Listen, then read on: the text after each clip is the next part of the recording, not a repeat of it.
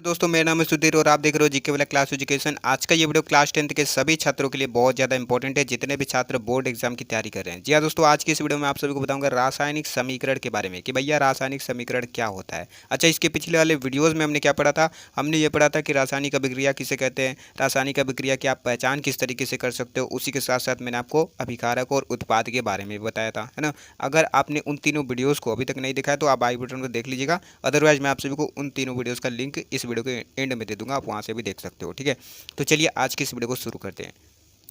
तो सबसे पहले देखते हैं रासायनिक समीकरण किसे कहते हैं। देखो, रासायनिक अभिक्रिया में भाग लेने वाले पदार्थ, रासायनिक अभिक्रिया में क्या करने वाले, भाग लेने वाले पदार्थ। अब पदार्थ कौन होता है? अभिकारक और उत्पाद होता है, यही तो होते हैं ना। जब इन्हीं पदार्थों को, माने अभिकारक और उत्पादों को जब सूत्रों व प्रतीकों के रूप में लिख दिया जाता है तो इसे ही हम लोग क्या कहते हैं, रासायनिक समीकरण कहते हैं। ठीक है, मैं आशा करता हूँ कि आपको अच्छे से समझ में आ गया होगा। चलिए इसका उदाहरण देख लेते हैं, किस तरीके से आप उदाहरण के माध्यम से बहुत ही अच्छे तरीके से आपको समझ में आ जाएगा, आप भूल नहीं पाओगे। ठीक है, देखो मेथेन है, ये मेथेन आपका शब्द के रूप में लिखा गया है ना। इसको सूत्रों व प्रतीकों के रूप में हम लोग कैसे लिख सकते हैं, CH4 लिख सकते हैं, है ना।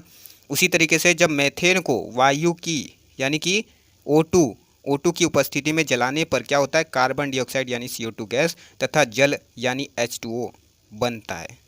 ठीक है, तो आप इस तरीके से नहीं लिखोगे, आप एग्जाम में आप इस तरीके से नहीं लिखोगे शब्दों में। आपको कैसे लिखना होगा, सूत्रों व प्रतीकों को यानी इन सभी को यूज करके समीकरण के रूप में लिखना होगा।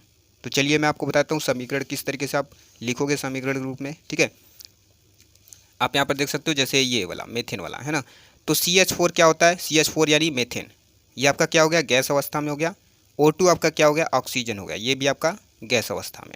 ठीक है, उसके बाद जब इन दोनों का आपस में क्रिया हो गया, ये दोनों पदार्थ का आपस में क्रिया हो गया, तो क्या बन गया हमारा, CO2 बन गया यानी कार्बन डाइऑक्साइड बन गया। ये भी आपका क्या बना, गैस की अवस्था में बना। ठीक है, उसी प्रकार से आपका और क्या बन गया, H2O जल बन गया, यानी लिक्विड फॉर्म में है। ये यहाँ पर आप देख सकते हो, यहाँ पर L लिखा है मैंने, इसका मतलब ये हो गया कि ये जो आपका जल बना है ये आपका लिक्विड फॉर्म में है। ठीक है, तो इस तरीके से, यानी कि आपको शब्दों के रूप में नहीं लिखना है, आपको इस तरीके से नहीं लिखना है उदाहरण कि भैया मेथेन को वायु की उपस्थिति में जला देने पर कार्बन डाइऑक्साइड तथा जल बनता है, इस तरीके से नहीं लिखना है। आपको सूत्रों व प्रतीकों को यूज करके माने समीकरण के माध्यम में आपको लिख देना है, समीकरण के रूप में आपको लिखना है, जैसे ये यहाँ पर लिखा गया है। ठीक है, उसी तरीके से एक और एग्जाम्पल देख लेते हैं, ये नेक्स्ट वाला। ठीक है, जैसे Mg हो गया, Mg को क्या कहते हैं, मैग्नीशियम कहते हैं। ठीक है, मैग्नीशियम को जब O2 के साथ अभिक्रिया करा दिया जाता है तो क्या बन जाता है, मैग्नीशियम ऑक्साइड बन जाता है। ठीक है, अच्छा, ये जो आपका अभिक्रिया है, मतलब ये जो आपका समीकरण है, ये आपका संतुलित है, नहीं संतुलित है। चलिए मैं आपको बताता हूँ किस तरीके से आप संतुलित कर सकते हो। वैसे अगर आप संतुलित करना सीखना चाहते हो तो मैं आप सभी के लिए बेस्ट एकदम ट्रिक वाला बताऊंगा, किस तरीके से आप ट्रिक के माध्यम से संतुलित कर सकते हो किसी भी समीकरण को चुटकियों में। ठीक है, फिलहाल मैं आपको अभी थोड़ा सा बता देता हूँ। देखो यहाँ पर O2 की संख्या कितनी है, 2 है। यहाँ पर है क्या, नहीं है, तो यहाँ पर मैंने 2 लगा दिया। ठीक है, उसी प्रकार से जैसे ही मैंने यहाँ पर 2 लगा दिया तो यहाँ पर Mg भी आपका 2 हो गया, यानी मैग्नीशियम भी आपका 2 हो गया। तो इधर है क्या, इधर नहीं है, तो यहाँ पर मैंने 2 लगा दिया। ठीक है, अब ये आपका पूरा तरीके से बैलेंस है, यानी अब ये आपका समीकरण जो है ये पूरी तरीके से संतुलित है। ठीक है, कैसे हो जाएगा, देखो यहाँ पर आपका 2 Mg है और यहाँ पर भी आपका 2 Mg है।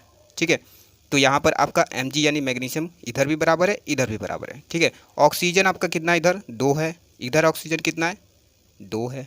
तो इस तरीके से आपका ऑक्सीजन भी बैलेंस है, यानी ये समीकरण जो है आपका पूरी तरीके से बैलेंस्ड है। ठीक है, तो बस आज की इस वीडियो में इतना ही, मिलते हैं नेक्स्ट वीडियो में।